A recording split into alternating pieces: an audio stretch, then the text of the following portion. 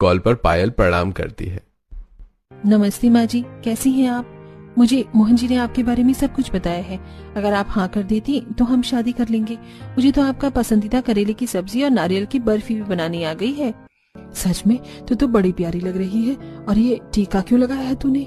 वो माँ जी, आज सोमवार है ना, मेरा आखिरी व्रत था 16 सोमवार का, तो बस मंदिर गई थी, वहीं टीका लगाया। चुप चुप चुयो मेरी बहू, जीती रहे। मुझे तो इंतजार नहीं हो रहा। ये तो बिल्कुल मेरी पसंद की बहू है। मोहन बेटा, जा जल्दी से मेरी बहू को दुबई ले आ। मैं उसका इस आलीशान दुबई के ससुराल में स्वागत करना चाहती हूँ। मैं जानता था माँ, आप जरूर मान जाओगी। घर में सब खुश हो जाते हैं और ये सुनकर डिम्पल ताना मारती है। वाह मामी जी, मैंने आपको देसी नौकरानी को लाने के लिए कहा था, आपने तो देसी नौकरानी के रूप में अपनी बहू को ही चुन लिया। नाइस। अगले दिन ही मोहन इंडिया के लिए निकल जाता है और वहाँ 2 दिन रहकर पायल से शादी करके उसे दुबई ले आता है। दुबई की सड़क, एयरपोर्ट, ये सब नजारा देखकर जब देसी बहू घर में घुसती है तो चौंक जाती है। बाप रे, मैंने कभी सपने में भी नहीं सोचा था कि मेरा दुबई का आलीशान ससुराल ऐसा होगा। बाहर फाउंटेन, बड़ी बड़ी गाड़ियां थी और यहाँ भी लग्जरी फर्नीचर। और ये सोफा तो देखो, गोल गोल है। ऐसे तो मैंने इंडिया में भी कभी नहीं देखा था। तब जेठानी उसके सामने चुटकी बजाती है।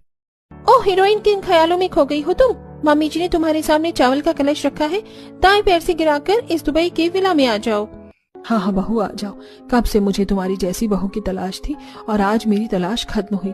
बिल्कुल सर्वगुण संपन्न दिख रही हो। तब चावल का कलश गिराकर बहू गृह प्रवेश करती है। माँ, सर्वगुण संपन्न दिखाने से नहीं होता, अंदर से होना चाहिए वो। वेल, ये गाँव की गंवार भाभी ऐसी भी होगी क्या? देवर जी, ये कहीं से इस आलीशान दुबई के घर की बहू नहीं लग रही है। सिंपल सी सूती साड़ी पहनकर आ गई है बेशरम। I mean look at her. कोई चार्म नहीं है इसके चेहरे पर, बाल भी झाड़ू जैसे हैं। ऑब्वियसली धूल मिट्टी की जगह से आई है तो शक्ल वैसी ही होगी।